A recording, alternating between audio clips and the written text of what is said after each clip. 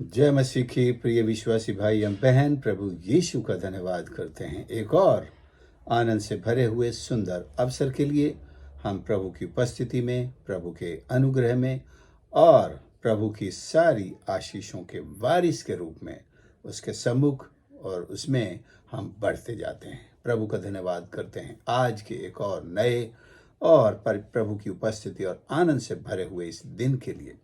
हमारा प्रभु आज भी हम पर करुणा किए हुए है, दयालु है और हमारी हर एक अपराध को, पाप को, कमजोरी को माफ करने के लिए तैयार है। तो आइए, जिस तरह लिखा है प्रभु की प्रार्थना में, हम कहते भी हैं, जैसे हमने अपने अपराधियों को क्षमा किया वैसे तू भी हमारे अपराधों को क्षमा कर।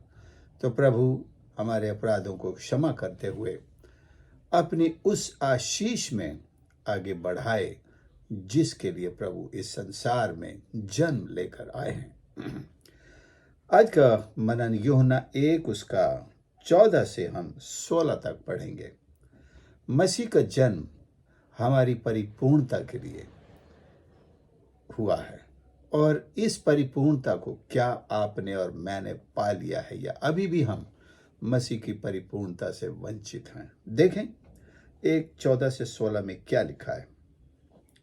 और वचन देहधारी हुआ और अनुग्रह और सच्चाई से परिपूर्ण होकर हमारे बीच में डेरा किया, और हमने उसकी ऐसी महिमा देखी जैसी पिता के इकलौते की महिमा। यूहन्ना ने उसके विषय में गवाही दी और पुकार कर कहा, यह वही है जिसका मैंने वर्णन किया कि जो मेरे बाद आ रहा है वह मुझसे बढ़कर है, क्योंकि वह मुझसे पहले था।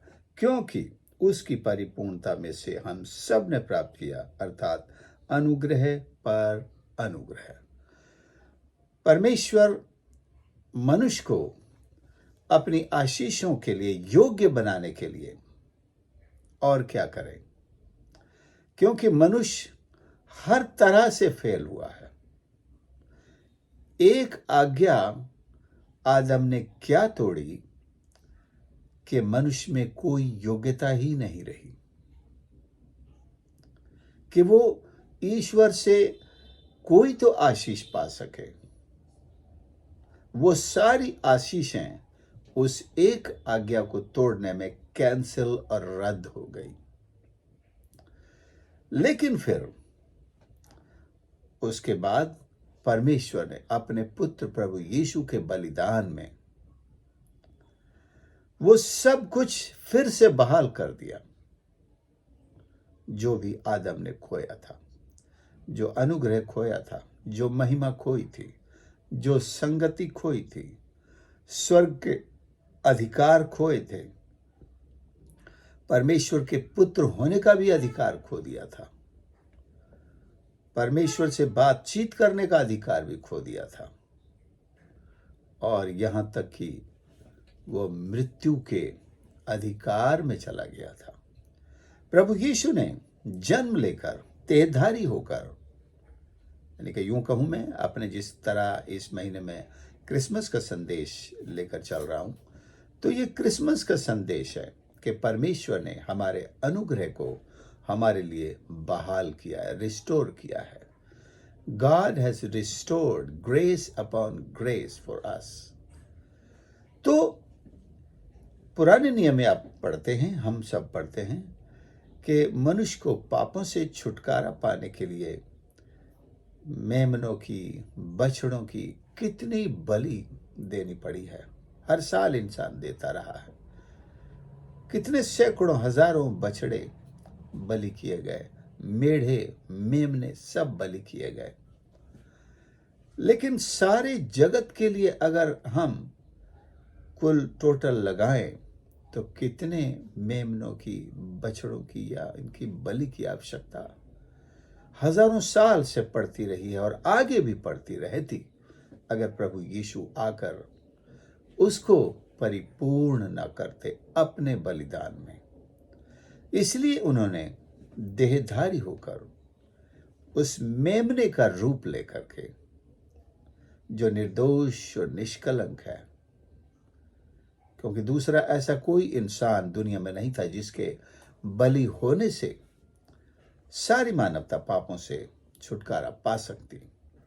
उसके लिए एक योग्य मेमना चाहिए था, जिसकी योग्यता न केवल शारीरिक रूप से वो पूर्ण हो, उसका कोई अंग भंग ना हो, वो बीमार ना हो, साथ ही वो निष्कलंक हो, निर्दोष हो। वो योग्यताएं पाई गई केवल प्रभु यीशु में, क्योंकि जितने मनुष्य जन्म ले चुके हैं या लेते आए हैं या लेते भी रहेंगे, वे सब आदम के पाप को अपने अंदर लेकर ही आए, इसलिए वे निर्दोष नहीं गिने जाते हैं। उनकी बलि एक दोषी मेमने की या दोषी व्यक्ति की बलि दूसरे को दोष मुक्त नहीं कर सकती। उसके लिए खास मेमने की आवश्यकता थी। और प्रभु यीशु त्रिएक परमेश्वर में से एक परमेश्वर वो मेमना बनकर इस संसार में आया और उसने स्वेच्छा से वो प्रायश्चित, वो कफारा, वो अटोनमेंट कलवरी नामक पहाड़ी के ऊपर उस क्रूस पर चढ़ करके पूरा कर दिया। सो प्रभु यीशु का देह धारण हमारे लिए अनुग्रह के युग की एक शुरुआत करता है। यह युग आज भी चल रहा है।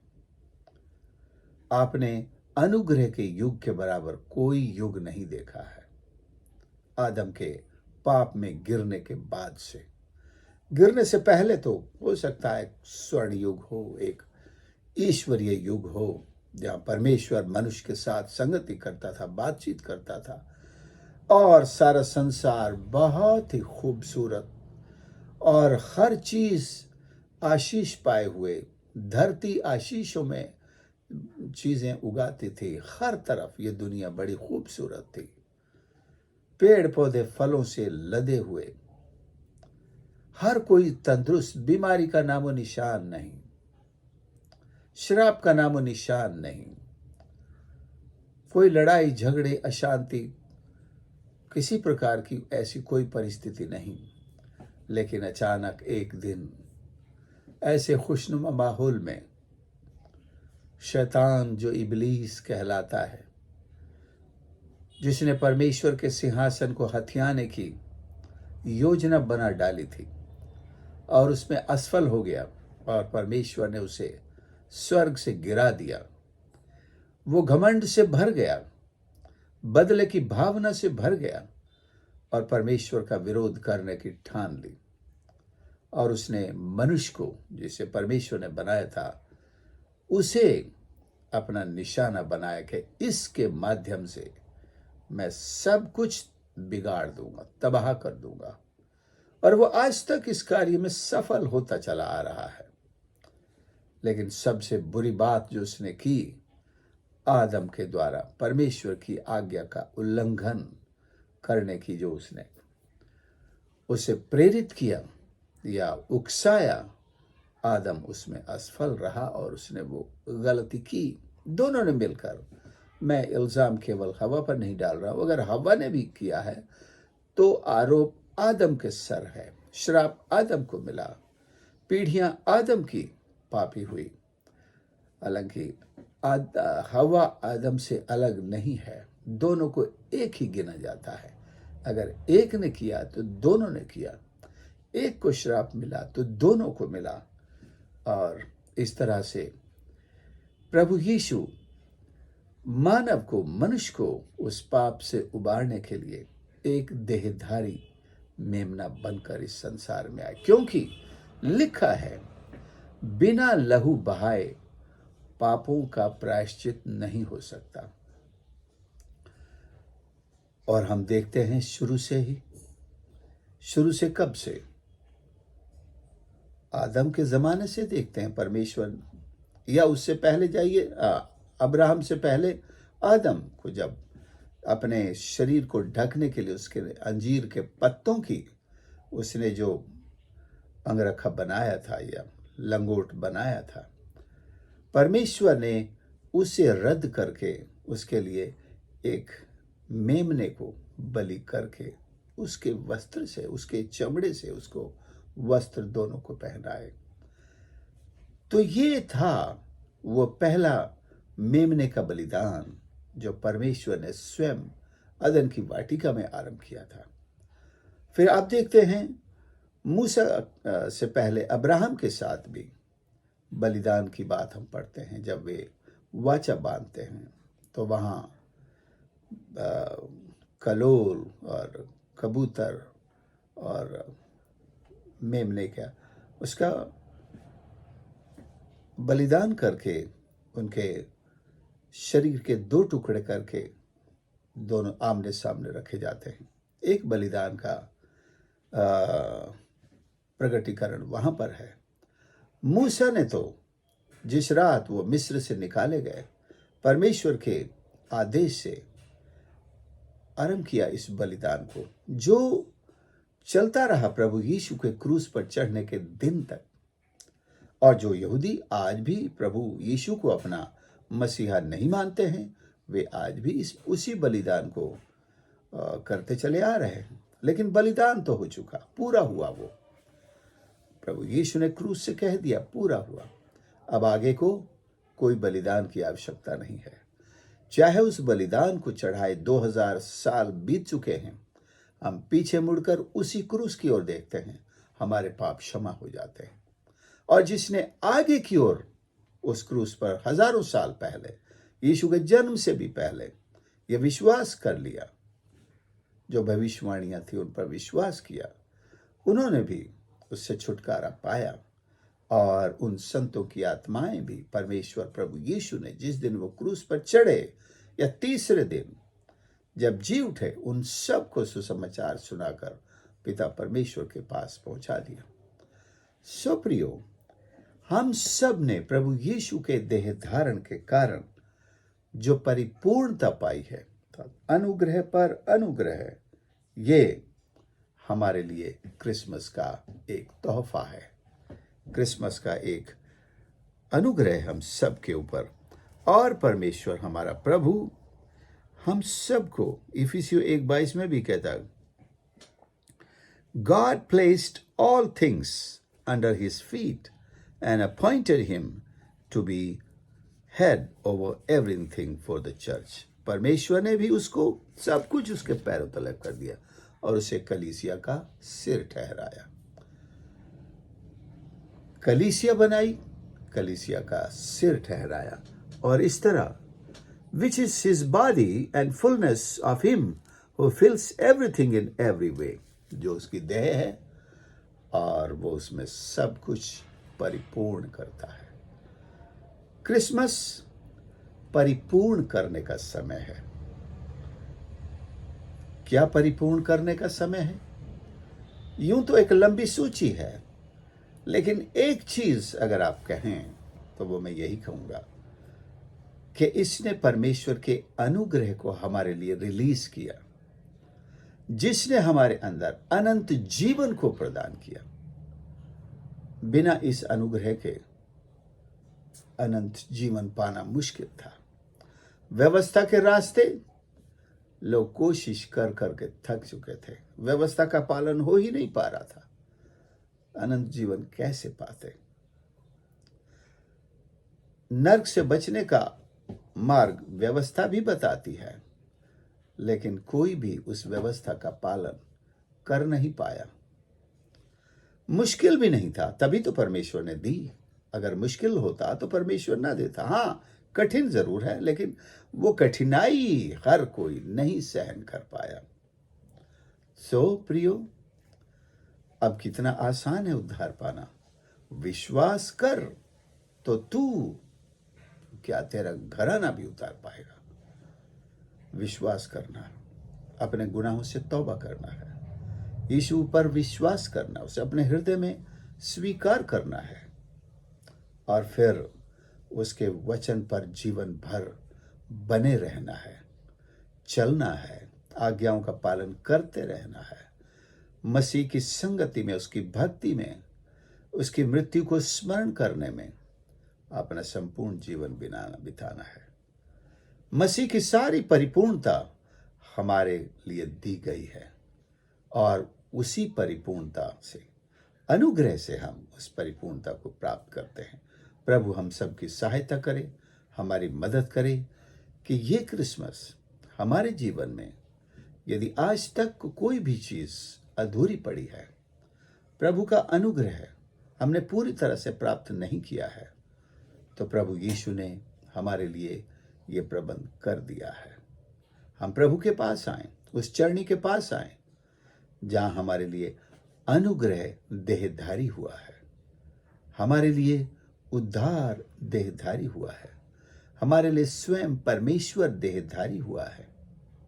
अवतार नहीं, देह धारण शब्द, क्योंकि अवतार शब्द की परिभाषा थोड़ी बिगड़ चुकी है, क्योंकि एक बड़ी हस्ती कोई छोटा रूप ले लेती है। अवतार की वो परिभाषा, ईश्वर सांप भी बन के अब सांप के अवतार में भी आ गया, कोई ईश्वर सुअर के अवतार में भी आ गया, गाय के अवतार में भी आ गया, मछली के अवतार में भी आ गया।